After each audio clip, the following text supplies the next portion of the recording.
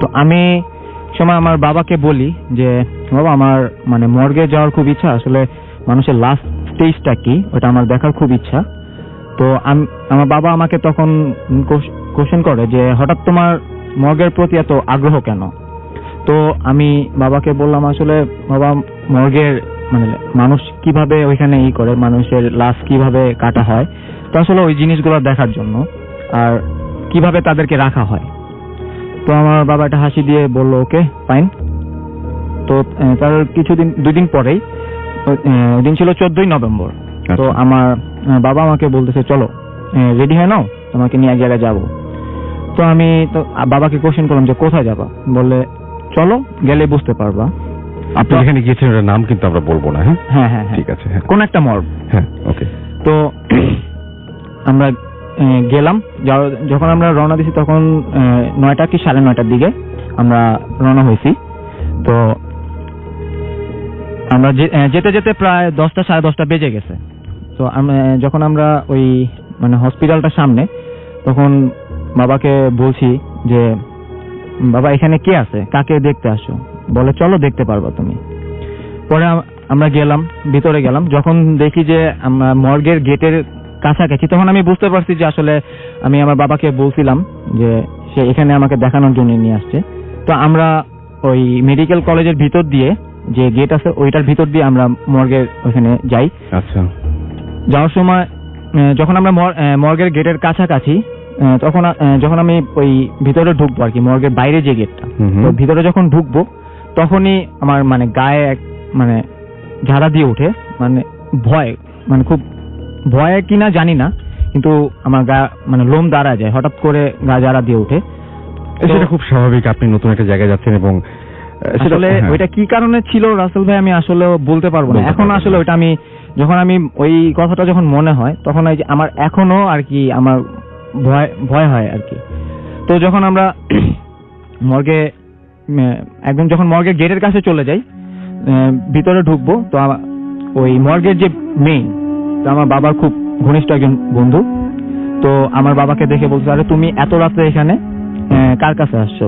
বলে আমি আসছি আমার মানে ছেলের খুব আগ্রহ মর্গের প্রতি, সে মর্গ দেখতে চায় যে আসলে এখানে কি হয়। তো ওই আঙ্কেল আমাকে মানে মাথায় হাত দিয়ে আদর করে বলতেছে হঠাৎ বাবা তোমার মর্গের প্রতি এত ইন্টারেস্ট কেন, জায়গাটা তো ভালো না? তো আমি হাসি দিয়ে বললাম না আমার খুব মানে কৌতূহল আসলে এখানে কি হয় দেখার জন্য। তো পরে আমাদেরকে ভিতরে নিয়ে গেল। যখন আমি ভিতরে ঢুকছি বিশ্বাস করবেন না, মানে এত বাজে একটা পচা গন্ধ, মানে লাশ পচা যে গন্ধ।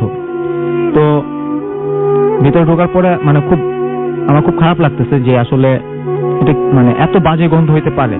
তো ভিতরে ঢুকলাম, ঢোকার পরে আমরা আব্বু বসলো, আমাকে বসতে দিল।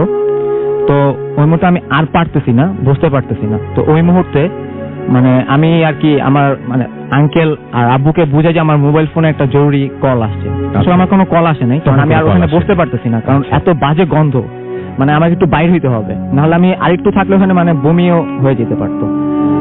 তো আমি মোবাইল ফোনে মানে বুঝাই যে একটা জরুরি কল আসছে, তো আমি বাইরে আসি।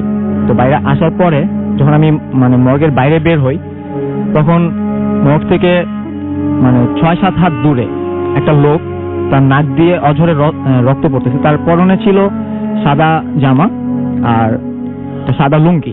আচ্ছা, আর তার নাক দিয়ে অঝরে মানে রক্ত ঝরতেছে, আর সে আমার দিকে তাকায় আছে। হসপিটালে ওইখানে মানে মর্গের বাইরে। হ্যাঁ। তো যখন আমি লোকটাকে দেখে আমার মানে একটু মায়া হয়, তো আমি ওনাকে বললাম ভাই আপনার নাক দিয়ে তো রক্ত পড়তেছে, আপনি একটা ডক্টর, সামনে তো ডক্টর আছে, আপনি ডক্টরের কাছে যান, দেখান কি হয়েছে। মানে এই কথাটা বলার পর সে আমার দিকে তাকে এমন ভাবে হাসতেছে, মানে এত জোরে হাসতেছে। তো আমি আসলে বিষয়টা ওরকম ভাবে নেই নাই, হয়তো আমি ভাবছি যে সে হয়তো কোনো পাগল ঠাগল হইতে পারে। তো আসলে ওই জিনিসটা আমি মানে মানে স্বাভাবিকভাবে নেই নেই, মানে অস্বাভাবিকভাবে নেই নেই। তো ওই মুহূর্তে আমার বাবা আমাকে ফোন দেয় যে তোমাকে ডাকছে, ফোন দিছে আমাকে যে ভিতরে আসো, আঙ্কেল তোমাকে ডাকতেছে। আমি ভিতরে গেলাম, আর ওদিকে কেয়ার না করে আমি ভিতরের দিকে চলে গেলাম। তো আমাকে বলতেছে যে চলো তোমাকে আজকে মানে এখানে যা যা হয়, তোমার এখানে যে মর্গে যা যা করা হয় তোমাকে আজকে সব দেখাবো, তুমি ভয় পাবা না তো? আমি একটা হাসি দিয়ে বললাম না না, আমি ভয় পাই না। তো ওই মুহূর্তে আর কি মানে মনে হচ্ছিল যে আমি আর কি না দেখলেই ভালো। না তো পরে আচ্ছা, পরে আমি বলতেছে যে আচ্ছা ঠিক আছে, তোমাকে ফার্স্ট একটা এক্সাম নেওয়া হবে, তুমি ভয় পাও কিনা জাস্ট এটা দেখার জন্য। আমি বললাম ওকে। আপনার সাথে কি মজা করছিলেন ওই সময়? আমি আসলে জানি না রাসেল ভাই মানে কি করছিল। তো আমি মর্গের আমাকে যখন বললো যে চলো তোমাকে ফার্স্ট একটা এক্সাম নেওয়া হবে, তো আমি আর কি একটু মানে ফার্স্ট একটু ঘাবড়ে যাই, মানে এটা আবার কেমন এক্সাম। আমি তো জানি যে শুধু পরীক্ষার হলে টেস্ট করবে যে আপনি আসলে ভয় পান, তারপরে ফাইনালি আপনাকে অন্য জিনিসগুলো দেখাবে। আচ্ছা, তো ফার্স্ট স্টেজে তো আমাকে যখন বললো যে বাম সাইডে চলো একটা ঘর আছে, সেই ঘরটা হচ্ছে রাসেল ভাই মানে যেখানে ওই ডেড বডি গুলাকে এনে ওইখানে সারিবদ্ধভাবে রাখা হয় ওই রুমে, তারপরে ওগুলাকে আর কি পরে আর কি নিয়ে যাওয়া হয়। তো মানে অনেক সিরিয়াল, মানে লাশের অনেকগুলো সিরিয়াল। আমি ফার্স্টে আমাকে বলে যাও তুমি আগে যাও, মানে সিরিয়ালে আগে যাও, আমি তোমার পিছনে আছি, সমস্যা নাই, আমি তোমার পিছনে। তো প্রায় 20 থেকে 25টা লাশ এরকম সারিবদ্ধভাবে রাখা। তো আমি মানে হাঁটতে হাঁটতে যাচ্ছি সামনের দিকে, মানে দেখতেছি, মানে নির্বাক হয়ে দেখতেছি আসলে মানে এটাই মানে মানুষের লাশগুলো কিভাবে রাখা ছিল আপনি বলছেন, খুব অদ্ভুত লাগছিল। অনেকে হয়তো জানেন না বা অনেকে হয়তো দেখেননি, অনেকে হয়তো এই মুহূর্তে সেই লাশগুলোকে মানে কি বলবো যে মানে একটু মানে চিন্তায় হয়তো দেখতে পাবেন বা একটু ইমাজিন করতে পারবেন যে হ্যাঁ এরকম হয়। যে কোনো একটা মানুষের মুখ কল্পনা করুন এবং তাদেরকে শোয়ানো, প্রত্যেকে তো শোয়ানো ছিল এবং মানে টেবিলের উপরে শোয়ানো ছিল, স্টিলের যে টেবিলগুলো হয়, হ্যাঁ টেবিলের উপরে শোয়ানো ছিল। এবং আপনি বলছিলেন খুব অদ্ভুত ভাবে কোমর পর্যন্ত সবার ঢাকা থাকে, কোমর পর্যন্ত সবার ঢাকা থাকে সাদা কাপড় এবং বাকিটা খোলা এবং সেখানে কোনো কাপড় বা কিছু নেই। না না। এবং আপনি কি দেখেছিলেন সবার চোখ কি বন্ধ না, দু একজনের চোখ খোলা ছিল? মানে কিছু কিছু যেগুলো সুইসাইড অ্যাটেম্প যে লাশগুলো আছে, ওই লাশগুলো মানে 2টা লাশ ছিল ওইখানে, মানে এত বিভৎস আকারে একটা মহিলার লাশ ছিল ওইখানে। সেটা দেখেছেন? হ্যাঁ, আরেকটা দেখছি মানে উনি ফাঁসি দিয়ে মারা গেছে, মানে জিভ এখান থেকে এই পর্যন্ত বের হয়ে আসে। আচ্ছা, মানে তার চোখ বন্ধ ছিল না, তার চোখ মানে খোলা ছিল, মানে চোখ মনে হয় বের হয়ে আসবে এরকম কিছু একটা। আচ্ছা, তারপরে সবার চোখ যে বন্ধ থাকে তা না? না, সবার চোখ বন্ধ থাকে। আচ্ছা, অনেকের চোখ খোলাও থাকে। ওকে, তারপরে যখন আমি মানে নির্বাক, আমি আসলে কথা বলা একটার পর একটা মানে ক্রস করছি, যখন আমি লাস্ট 3টা লাশ মানে ক্রস করব, যখন আমার ওই 3 নাম্বার লাশটার দিকে যখন চোখ যায় আসলে, তখন আমি আসলে মানে আমার মুখের কোনো ভাষা ছিল না। আপনি দেখছেন খুব কম লাশ এর মধ্যে নাকি একবার প্রথমে ওভারঅল সবকিছু দেখে আমি একদম হাঁটা দিচ্ছেন? মানে দেখতেছি আর হাঁটতেছি। যখন একদম মানে লাস্ট পর্যায়ে চলে আসছি আমি, তারপরে আসলে আমার কথা বলার কোনো ভাষা ছিল না আসলে ভাই। একটু আগে যে লোকটার সাথে আমার বাইরে দেখা হয়েছিল, যে লোকটা আমাকে দেখে হাসতেছিল, নাক দিয়ে রক্ত পড়ছিল, সেই লোকটার লাশ ওইখানে, তার ডেড বডিটা ওইখানে পড়া, এবং তার পরনে যে জামাটা ছিল সেম একই জামা, আর ওই মুহূর্তে তখন তার নাক দিয়ে রক্ত পড়তেছে। তো আমি এটা দেখার পর আমি মানে স্টিল, যখন আমার হঠাৎ আমার তার সোজা যে একটা জানালা ছিল, যখন আমার ওই জানালাতে চোখ যায়, তারপরে রাসেল ভাই আর আমি নিজেকে ঠিক রাখতে পারিনি। তখন দেখি ওই লোকটাই বাইরে দাঁড়ায়, সে আমার ওই জানালা দিয়ে আমার দিকে এক দৃষ্টিতে সে তাকায় আছে আর সে হাসতেছে। তারপর আমি ওইখানে সেন্সলেস হয়ে পড়ে যাই। তারপরে কি হয়েছে আর আমি জানি না, পরে আমি আমাকে আবিষ্কার করি আমার বিছানায় তারপরের দিন। ওকে, রাসেল ভাই আসসালামু আলাইকুম।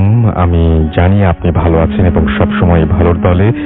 আমি উত্তম কুমার, খুলনা থেকে লিখছি। আমি একটা এনজিওতে কাজ করি। সময়ের স্বল্পতার কারণে আমি স্টুডিওতে আসতে পারলাম না, এই কারণে একটা ঘটনা লিখছি, ভালো লাগলে পড়ে শোনাবেন। ঘটনাটি মূলত 2012 সালের প্রথম দিকের। আমি তখন খুলনা BL কলেজের MA মাস্টার্সে অধ্যয়নরত। আমি খুলনা দৌলতপুরে মেসে থেকে টিউশনি করে পড়াশোনা করতাম। বিকেল 3টা থেকে আমার টিউশনি শুরু হতো এবং চলতো রাত 9টা পর্যন্ত। প্রতিদিনের ন্যায় আমি ঘটনার দিন টিউশনি শুরু করি। তো সন্ধ্যা 6টার সময় আমার যে টিউশনিটা ছিল তাদের বাসাটা ছিল খালিশপুরে, এবং খালিশপুর একটা জায়গায়, সেই জায়গাটার নাম বলে সবাই চিনবেন, আমি বলতে চাচ্ছি না। এবং তিনি বলেন কোনো কারণবশত আমি ওই দিন সন্ধ্যা 7টার সময় যাই। আমার স্টুডেন্টরা থাকতো ভাড়া বাসায়, 5 তলা ফ্ল্যাটের 4 তলায়। ওই বাড়ির মালিক যিনি ছিলেন তিনি একজন ক্যান্সারের পেশেন্ট এবং মালিক থাকতো দ্বিতীয় তলায়। তো প্রতিদিন যখন পড়াতে যেতাম তখন দেখতাম উনি একটা লাঠি ভর করে সিঁড়িতে দাঁড়িয়ে আছেন। প্রতিদিন একই সময়ে দেখা হতো বলে ওনার সাথে আমার পরিচিতিটা একটু বেশি হয়।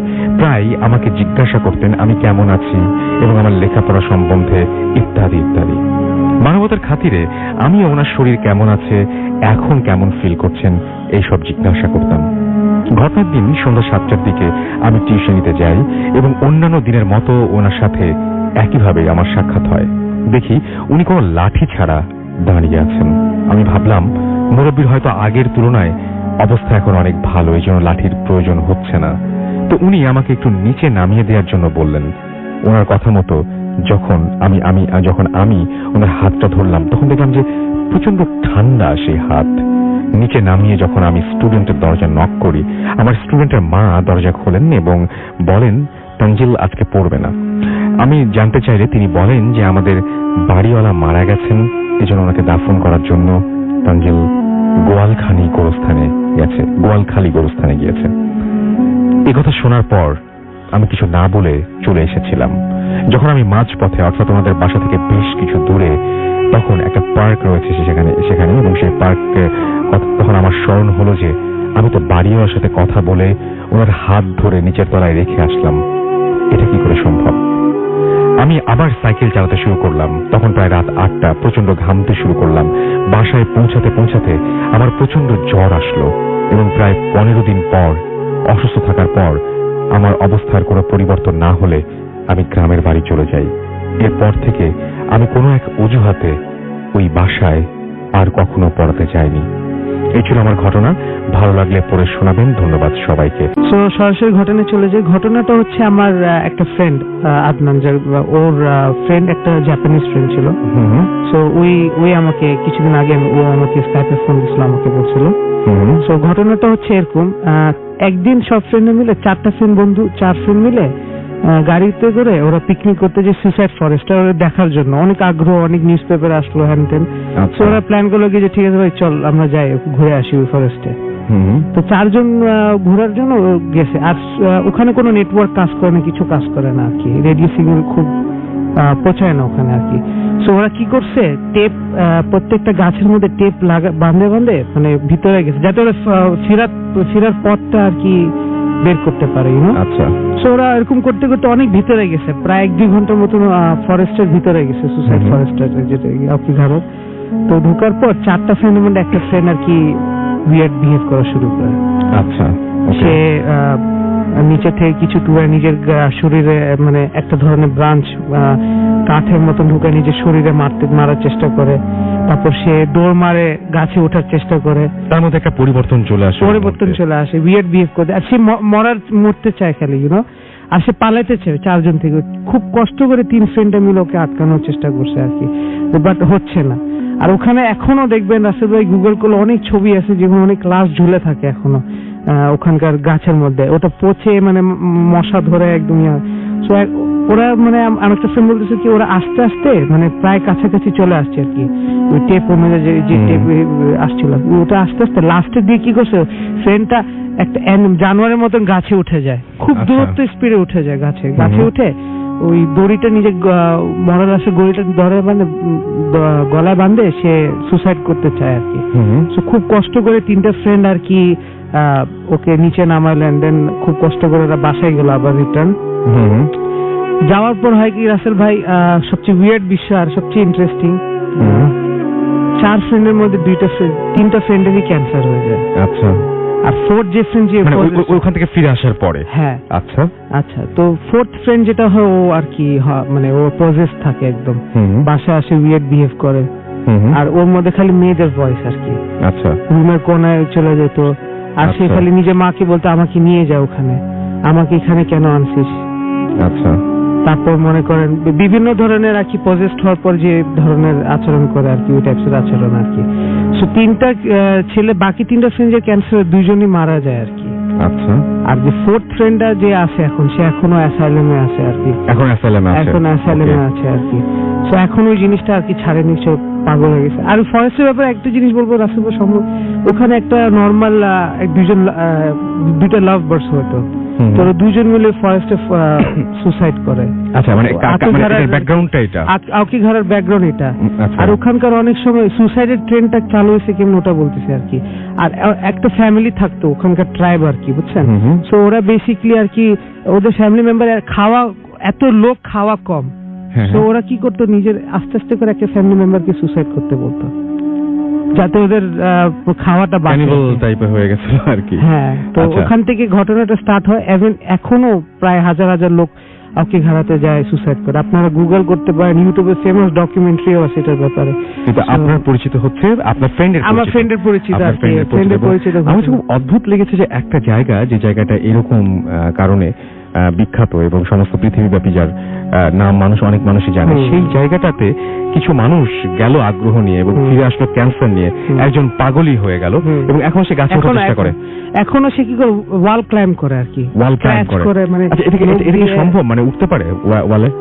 রাসেল ভাই আমাকে আরেকটা স্টোরি বলছিল, যে একটা ঘটনা বলছিল যে ওদের বাসা যে ছিল, ওদের বাসা তো উডের, ওদের বাসা তো উডের আর কি, বুঝছেন?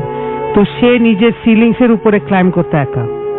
এটা খুব অদ্ভুত ব্যাপার, কিন্তু এটা খালি আমরা মুভিতে দেখেছি, বাট এটা সম্ভব। এটা সম্ভব, অ্যাকচুয়ালি বেসিক্যালি পজিশনের কারণে হয়। অনেকে ওদের ওখানে তো এক্সোসিজম তেমন একটা নট ফেমাস থিং, বাট অনেকে ওদের একটা আলাদা স্পেশালিস্ট থাকে, ডক্টর টাইপস। ওরা তো বলছে কি যে, অনেকে বলে এটার ভিতরে সোল ঢুকছে, অনেকে এটা করে। অথচ রাসেল ভাইকে মেডিকেলে নিয়ে যাওয়া হয়েছিল মেডিকেল টেস্টের জন্য, ব্রেন ফাংশনস ও সব নর্মাল, সবকিছু নর্মাল, ইম্পালসিভ, জাস্ট একটা উইয়ার্ড বিহেভিয়ার আর কি ওটা। খুবই অনেকে বলে পাগল হয়ে গেছে। সো বাট মেয়েদের ভয়েসে কথা বলা রাসেল ভাই, এটা একটু উইয়ার্ড ব্যাপার। ওকে, থ্যাংক ইউ সো মাচ আপনার ঘটনার জন্য। তো এই ঘটনাটা হচ্ছে আমার ফ্রেন্ড মিমের, ওর বড় ভাইয়া আদনান ভাইয়া। তো ওনারা একবার 6-7 জন ফ্রেন্ড মানে ডিসাইড করলো যে তারা চিটাগংয়ে যাবে আচ্ছা ঘুরতে। তো ওনাদের ফ্রেন্ডদের মধ্যে একটা ফ্রেন্ড ছিল যার হোম টাউন ছিল চিটাগংয়ে। তো ওই ফ্রেন্ডটা বললো যে যেহেতু চিটাগং যেতেছি, তো হোটেলে না উঠে আমরা আমাদের নিজের বাসাতে উঠি। আচ্ছা, তো তাহলে আর কি আমার বাসাটা তোমাদেরকে দেখাতে পারবো। ওকে। তো ওনারা সবাই এগ্রি করলো, এন্ড নির্ধারিত ডেট এন্ড টাইমে তারা সবাই রওনা দিল নিজের গাড়িতে। তো ওনারা যখন গ্রামের বাড়িতে পৌঁছায়, তো অলরেডি টাইম প্রায় আপনার 11:30-12টা এমন। তো গেল ফ্রেশ হওয়ার পরে, যখন তারা মানে খাওয়া দাওয়া করার পরে উঠানে বসে আড্ডা দিতেছে, তখন অলরেডি প্রায় 2টার মতো বাজে।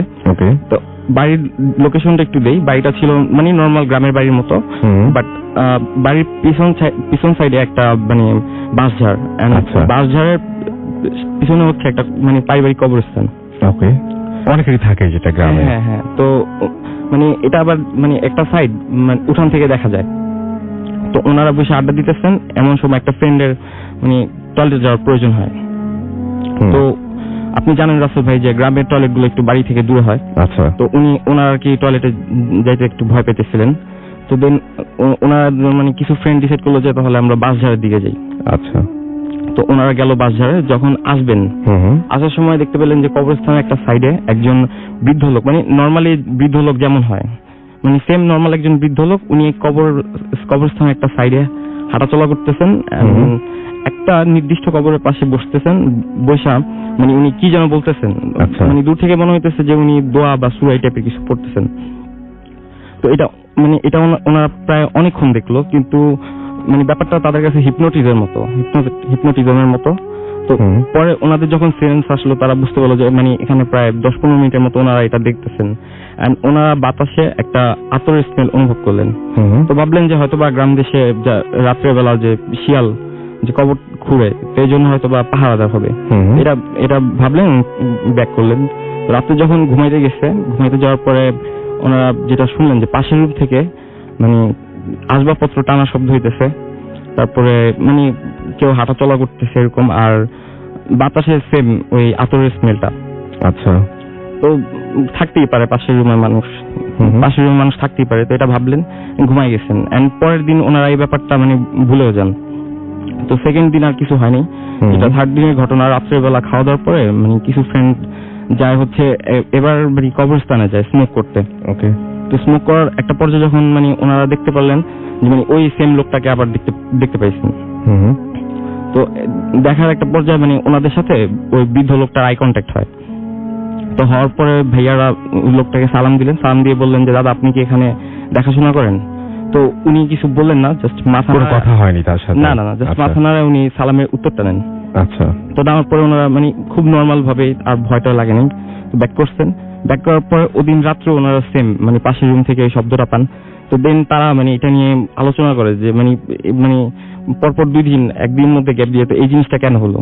তো ওদিন যার বাসায় ছিল ওই ফ্রেন্ডটা ছিল ওনার একটা খালার বাসায়, মানে পাশের গ্রামে ওনার একটা খালার বাসা আছে। তো উনি মেবি ওখানে যান সামথিং এরকম। তো পরের দিন ওনারা মানে ওই রুমটা দেখতে যান। দেখতে যায় দেখেন যে মানে রুমটা তালাবদ্ধ অবস্থায়। তো যখন ওনাদের ফ্রেন্ড আসে তখন মানে ফ্রেন্ডকে বলে যে এই রুমে কে থাকে দোস্ত, এই রুমটা তালাবন্ধ কেন? তো বলে যে এই রুমে দেখবি, এটা তো আমার দাদার রুম, উনি যখন জীবিত ছিলেন উনি থাকতেন।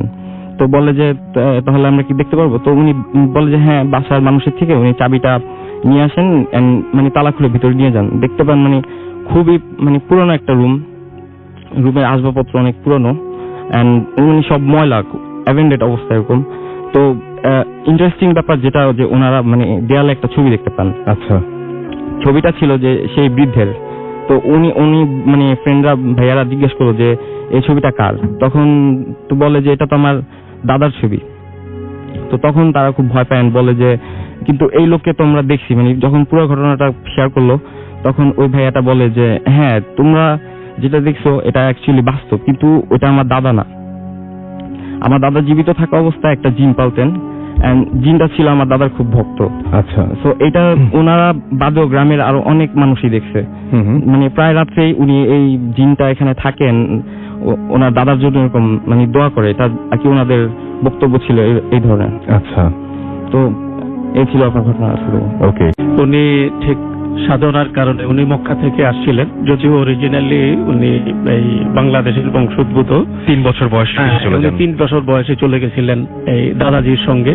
সেখানে মক্কা থেকে মেসফালা ওনারা মানে বাড়িঘর করেছিলেন, সেখানেই পড়াশোনা করছেন। সলুতি একটা মাদ্রাসা, ওখানে পড়াশোনা করে এরপরে বাংলাদেশে যখন চলে আসলেন, হাজীদের সঙ্গে ওয়াদার কারণে উনি চলে আসছিলেন, স্বপ্ন দেখে এখানে চলে আসলেন। এবং ওনার অরিজিনাল বাড়ি ছিল যেখান থেকে তিনি 3 বছর বয়সে ওনার আব্বার সঙ্গে গিয়েছিলেন, সেই নারায়ণগঞ্জের প্রান্ত দেশ থেকে সৈয়দপুর থেকে চলে গিয়েছিলেন। কিন্তু উনি ওখানে আর ব্যাক করেন নাই, ওই এলাকা তার ওঠেন নাই। এই সোনারগাঁয়ের এই এলাকার এখানে যেখানে আমরা বসে কথা বলছি কোরবানপুর দরবার, সেখানে উনি ব্যাক করলেন। কেন? ওয়াদা ছিল এখানে উঠবেন। তো উনি এতটুকুই আধ্যাত্মিকতা ওনার অর্জিত হয়েছিল, বা উনি এত কিছুই করেছেন যে ওনার অভিজ্ঞতায় উনি জিনেরা তার কথা শুনত। এইভাবে তিনি চিকিৎসাগুলো করতেন আসলে। উনি দেখা যেত যে একেবারেই বদ্ধ পাগল, 10 বছরের পাগল, সব জায়গা থেকে ব্যর্থ হয়ে ওনার কাছে নিয়ে আসছে। উনি বসে থেকে উনি সেই জিনটাকে তলব করতেন, কথা বলতে থাকতো। রুগী তখন কথা বলতে বলতে এমন এক সময় যেত, বোঝা যেত যে এইটা রুগী আর কথা বলছে না, এখন জিন কথা বলছে। তখন বলতে বলতে উনি জিনকে সামনে, আমি নিজে দেখেছি, কাঁসার যে মানে গ্লাস ছিল, কাঁসার গ্লাসের মধ্যে পানি রেখে উনি দম করে মানে ফুক দিয়ে ওখানে বসাই দিত যে বসো। এরপরে দেখা যেত যে মানে রুগী আসছে, সে কখনো কোনো কোরআন তেলাওয়াত করতে পারেনি, কোরআন জানতো না, বসার সমানে কোরআন তেলাওয়াত করছে। এবং আরেকজন পাগল নিয়ে আসছে যে কোনোদিন কোনো সঙ্গীত বলতে কিছুই জানে না, গান জানে না, সমানে গান শুরু করেছে। এখন যখন এরকম হইতো তো উনি বসায় রেখা সেই জিনটাকে উনি ওখানে হাজির করতেন। এবং এগুলি ঘটছে আমাদের একেবারেই বরাবর, 1 দিন 2 দিন সাডেনলি কোনো ঘটনা নাই, একেবারে রেগুলার প্রায়ই ঘটতো এরকম। নিয়ে আসলে পরে উনি এখানে দেখছো, তার কাছ থেকে তার কাছে জবাব নিত, তুমি কতদিন ধরে এই করেছো? বল অতদিন ধরে তার সঙ্গে সঙ্গ দিছে। কখন কিভাবে তুমি করলা? বল সে একদিন আসছিল, যেমন এক নববধূ, যেমন নববধূ, এইটা আমার বাড়িতেই করছে। নববধূ আমার বড় ভাবি, উনি মাত্র বিয়ে হয়েছে, সামান্য কয়েকদিন গেছে। উনি শেষ রাত্রে আজানের আগে গোসল করতে ঘাটলে আসছে, এই যে পাশের যে ঘাটলা, মেঘনা নদীর ঘাটলে, উনি ঘাটে আসছেন। হঠাৎ করে উনি চেষ্টা করলেন যে লাভ দিলেন, আস্তে করে ঝুপ করে পানিতে পড়বেন। নতুন বউ লজ্জা নিয়ে এসে আসছে, যেন মসজিদের লোকজন আসার আগে, আজানের আগে এসে গোসল করে আবার ফিরে যেতে পারে। এই অবস্থায় আসছে, উনি পানিতে নামবেন, হঠাৎ করে দেখলেন যে পানিতে নামতে গিয়ে উনি পানিতে নামলেন না, কে যেন ওনাকে ধরে ফেললো। এবং ওনাকে আস্তে করে মানে হাওয়ায় ভাসিয়ে দিল। আপনি বলছিলেন যে একটা বাচ্চা সে মানুষকে যেভাবে নেয় এভাবে, হ্যাঁ, একটা বাচ্চাকে যেভাবে কোলে তুলে নেয় এইভাবে দুইটা হাত তাকে মানে কোলে তুলে নিল একটা বাচ্চার মতন, তুলে নিয়ে হাওয়ায় ভেসে গেল। উনি অনেক চিৎকার করার চেষ্টা করলেন এবং উনি ডাকার চেষ্টা করলেন। উনি বুঝতেছেন যে উনি কোথায় যাচ্ছেন, বেঁচে যাচ্ছেন। উনি মনে হলো স্বপ্নে মানুষ যেভাবে ভাসে আমি বেঁচে যাচ্ছি, দুটা হাত আর একটা বিরাট ফিগার সামনে দেখতে পাচ্ছেন যে ফিগার। উনি বুঝতে পারছেন যে সামথিং মানে অলৌকিক কিছু আর কি, সুপার ন্যাচারাল কিছু, যেহেতু উনি হুজুরের বাড়ির বউ, উনি এই গল্প এখানে এসে দেখছে শুনছো, তো উনি সেটা ভাবতেছেন যে আমার কোথায় নিয়ে যাচ্ছে। তো আমাদের যে পাশে যে গোরস্থান, উত্তর দিকেই গোরস্থান, সেই গোরস্থানের পাশেই বড় তেঁতুল গাছ একটা ছিল। প্রথম নিয়ে ওখানে মানে তাকে এমন ভাবে শোয়াই দিল যে তেঁতুলের ডালগুলি প্ল্যাটফর্মের মতো হয়ে গেল।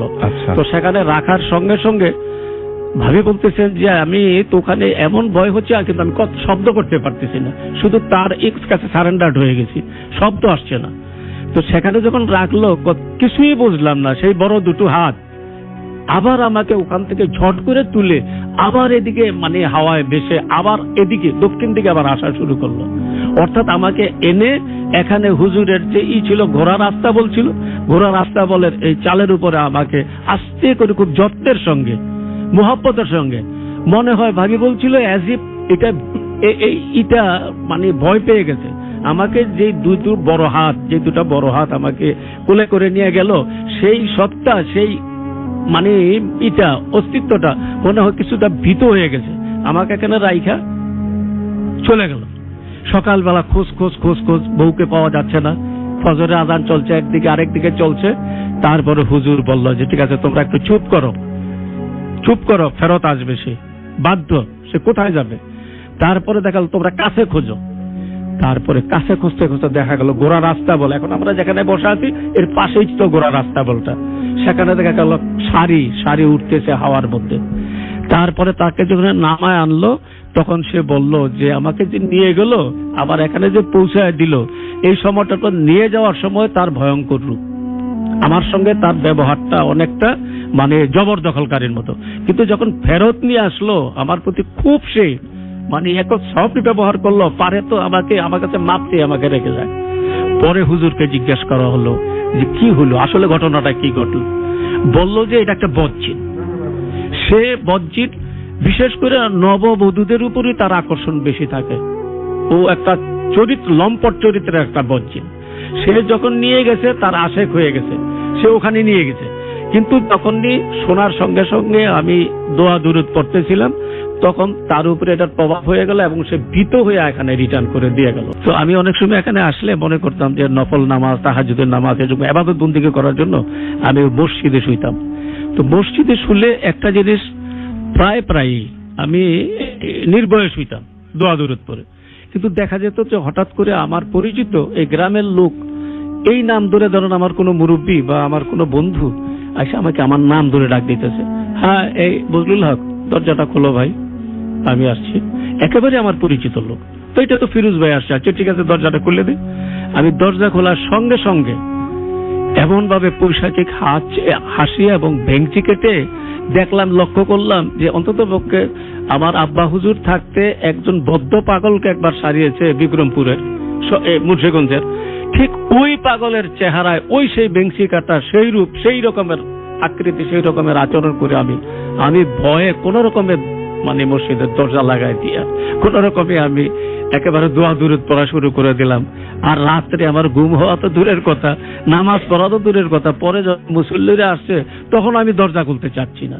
তোর বলা বলি ডাকাডাকি করলো, কি ব্যাপার ভাইজান, আপনি তো মসজিদে থাকেন, কোনো দ্বিতীয় ডাক তো দিতে হয়নি, আপনি দরজা খুলছেন না কেন? বলে ভাই আপনি এটা তো আমি বুঝতে পারতেছি না, এখন যে আপনি ডাকতেছেন আপনি কি মুখে বলে কি বলেন, আপনি কি আমাদের সঙ্গে ঠাট্টা করেন নাকি? আমি বলে না ভাই আরেকজন, আমি কিন্তু এখন আমাকে ডাক দেখেছে একটু আগে, মিনিট 10 আগে। আপনি না, আরেকজন বলছেন যে আপনি বলছিলেন যে ঘোড়া থেকে না, মানে এটা হলো ওই হুজুরের, উনি ঘোড়ার মানে ছিলেন, রাখাল ছিলেন, ঘোড়াটা পালতো, 2টা ঘোড়া ছিল, ঘোড়া পালতো আমাদের গ্রামেরই, এখন উনি নাই, মরহুম সলিমউদ্দিন ব্যাপারী, সে পরে ব্যাপারী হয়েছে, পরে বড় হয়েছে, হুজুরের ঘোড়া পালতো। একদিন দেখলো যে হুজুর তো মানে দাওয়াতে চলে গেছে, বেড়াতে চলে গেছে, হুজুর মানে গেছে, তো রাত্রে করে আবার সেই ঘোড়া আসছে। তো ঘোড়া আসছে পরে উনি দেখলো যে হুজুর যেন ওনাকে ডাকতেছেন, হুজুরের কণ্ঠে একেবারে হুবহু হুজুরের কণ্ঠে ওনাকে ডাকতেছেন। উনি রাত্রে মনে করলো হুজুর তো সকালে আসার কথা, তো রাত্র 12টায় হুজুর চলে আসলো কেন? হইতে পারে হয়তো মাহফিল তাড়াতাড়ি করে চলে আসছে। উনি দৌড়ে, পাশের বাড়ি তো, উনি দৌড়ে আসছে, আইসা দেখে যে ঠিকই তো হুজুর ঘোড়ায় চলে আসছে, পিছনে ছাত্ররা নাই, তো মনে করলো যে হয়তো ছাত্ররা পিছনে পড়ে আছে, হুজুর একটু আগে আসছে। আইসা ঘোড়ার লাগাম ধরে হুজুরকে নামাবে হাত বাড়িয়ে দিয়েছে, হাত বাড়াই দিয়েছে, আর এমনিতেই এমন শক্তভাবে তার হাতটাকে ধরেছে। পরে চিন্তা করলো যে এটা তো হুজুর না, তাকিয়ে দেখে বিশাল মূর্তি এবং ঘোড়াও ঘোড়া না। ভয় পেয়ে সেই যে চিৎকার দিয়ে ফিট হয়ে গেল, এবং সেই ফিটের পরে মসজিদের ওই আজান দেওয়ার লোকজন আইসা তাকে আবার সেই ফিটের টেনে ওই সময়ে, আর ছাত্ররা মাদ্রাসা থেকে আবাসিক মাদ্রাসা ছিল, জায়গায় গিয়া তারে গিয়া এই অবস্থার মধ্যে এই মানে মূর্ছা যাওয়ার লোকটাকে আবার জাগায় দিল। কি হয়েছিল তোমার? সে তখন এটা বর্ণনা করলো। দেখলাম আসলে পরে দেখা গেল ঠিকই হুজুর রাত্রে তো আসে নাই, হুজুর আসছে পরের দিন। অনেক ধন্যবাদ আপনাকে। 2008 সালে বিয়ের পর তারা হানিমুনে যায় কক্সবাজারে। ফার্স্টের দিন তারা কক্সবাজার বিচের মধ্যে টাইম স্পেন্ড করে। সেকেন্ড ডেতে তারা হিমছড়ি এবং ইনানি বিচে যেতে চায় একটা সিএনজি ভাড়া করে। তারপর তারা হিমছড়ি পাহাড়ে ওঠে। হিমছড়িটা অনেক ঘোরাঘুরি করে তারা পাহাড়ে ওঠে। পাহাড়ে উঠে তার ওয়াইফ একটা 7 থেকে 8 বছর একটা বাচ্চা ছেলেকে দেখতে পায়। আচ্ছা, এবং তাদের সাথে পরিচিত না তো নিশ্চয়ই? না, পরিচিত না। আর সেই বাচ্চা ছেলেটার হাতে একটা ফুল ছিল। এখন সে বেসিক্যালি এটা মনে করেছিল যে ফুল বিক্রি করে যে টাইপের ছেলেরা ওখানে থাকে ওই টাইপের। সে বলল যে আমাদের ফুল লাগবে না। পরে সেই ছেলেটাকে ইগনোর করলো। পরে সে জায়গা থেকে লিভ করলো। তারপর তারা ইনানি বিচে যায়। সেখানে গিয়ে তারা পানিতে গোসল করে। ভাইয়া পিকচার তুলছিল পানিতে, আর ভাবি বিচের মধ্যে বসেছিল। কিছুক্ষণ পরে সে সাইড ফিরে দেখলো যে সেই বাচ্চা ছেলেটাই হাতে একটা ফুল নিয়ে দাঁড়িয়ে আছে। সে ওই জিনিসটাকে, তখন তার মাথায় সেই জিনিসটা আসেনি যেটা যে ছেলেটাকে সে হিমছড়ি পাহাড়ে দেখেছিল, ওই ছেলেটা সেম, এটা তার মাথায় আসেনি। সে জাস্ট ছেলেটাকে দেখলো আর সে ওই ছেলেটাকে ইগনোর করলো। তারপর সেম ভাবে সে অন্য দিকে তাকিয়ে আবার যখন ওই দিকে তাকালো, দেখলো যে ছেলেটা সেখানে নেই, না ছিল না। তখন সে এই বিষয়টাকে বেশি একটা গুরুত্ব দিল না। একটু ইন্টারাপ্ট করি, যতবারই কি তার সাথে দেখা হয়েছে, ওই ছেলেটার সাথে দেখা হয়েছে, ততবারই কি ছেলেটার হাতে ফুল ছিল? জি, প্রত্যেকবারই হাতে ফুল ছিল। ওকে, তারপর আমি চলে যাচ্ছি। তারপরে তারা সেই জায়গা থেকে যখন লিভ করলো, তারা সিএনজি করে যাচ্ছিল, সাইড ভিউ দেখছিল। যখন তারা প্রত্যেকটা সাইড ভিউ দেখতে দেখতে যাচ্ছিল, তখন তারা রাস্তার মধ্যে দেখলো সেম ওই ছেলেটাই হাতে ফুল নিয়ে দাঁড়িয়ে আছে। এবং এবার সে যখন দেখলো, দেখার পরে তিনি এবার পুরোপুরি ভাবে জিনিসটাকে বুঝতে পারলো যে হিমছড়ি পাহাড়ে যে ছেলেটাকে দেখেছিল, ইনানি বিচে যে ছেলেটাকে দেখেছিল এবং রাস্তায় যে ছেলেটাকে দেখলো, একই ছেলে, সেম। এই জিনিসটা সে যখন বুঝতে পারলো, সেই এই কথাটা ভাইয়াকে বলল।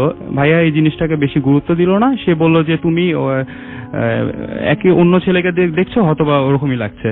পরে সেই জিনিসটা তারা এখানে ভুলে গেল। কিন্তু সব থেকে ভয়ানক ঘটনাটা ঘটলো হোটেল রুমে।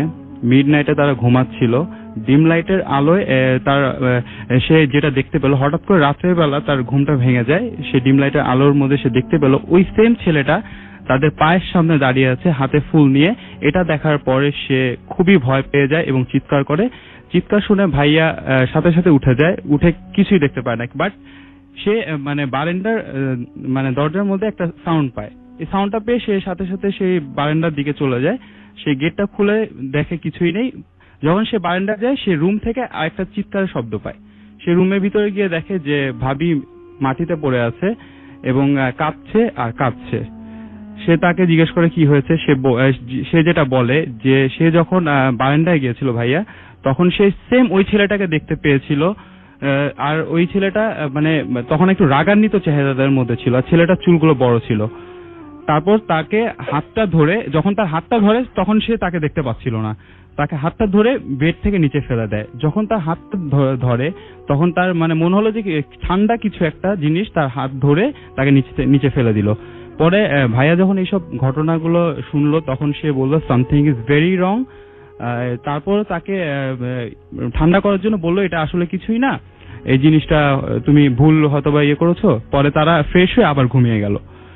যখন ঘুমাচ্ছে তখন সে ফিল করলো যে ভাবির গায়ে অনেক জ্বর চলে এসেছিল, 103-এর উপর তখন জ্বর ছিল। পরের দিন সকালবেলা লোকাল একটা ডক্টরকে আনা হলো। সে ডক্টরটা তাকে মেডিসিন দিল, বাট তার জ্বর কমছিল না। তারপরে তারা ওই দিন রাতের বেলায় ঢাকার উদ্দেশ্যে ব্যাক করলো। ঢাকা আসার পরও ভাবির জ্বর কমছিল না, 101 থেকে 103-এর মধ্যে জ্বরটা ছিল। তারপর একটা হুজুরকে আনা হলো। হুজুর তাকে দোয়া তাবিজ করে তাকে একটা তাবিজ দেয়, আর তাবিজ দেওয়ার পরে তার হাজবেন্ডকে বলে যে কোনো সমস্যা হবে না, তাকে কোনো ক্ষতি করতে পারবে না। তারপর যখন কোনো ক্ষতি করতে পারবে না, তারপর সেই জিনিসটা, তারপর সে হুজুরটা চলে যাওয়ার আগে তাকে জিজ্ঞেস করলো যে আমার ভাই তাকে হুজুরকে জিজ্ঞেস করেছিল যে আসলে প্রবলেমটা কি। তখন তাকে বলল যে একটা জিন ওনার ওয়াইফকে নজর দিয়েছে এবং সে এটা পুরোপুরি ভাবে চলে যাবে না, এর কিছুদিন সময় লাগবে। তারপর সেই জিনিসটা প্রায় সময় রাতের বেলা দেখতো। সে কি এখনো দেখছে সেটা? না, সে তারপর ওই তাবিজটা পাওয়ার পরে সে জিনিসটাকে আর দেখতো না, সে ফিল করতো আর স্বপ্নে দেখতো, এটা মানে সরাসরি আর দেখতো না। তারপর থেকে স্বপ্নে দেখা। হ্যাঁ, জি। এগুলো মূলত মানে আমার বেশ কিছু ফ্রেন্ড এই নারায়ণগঞ্জে রয়েছে এবং তাদের কাছ থেকে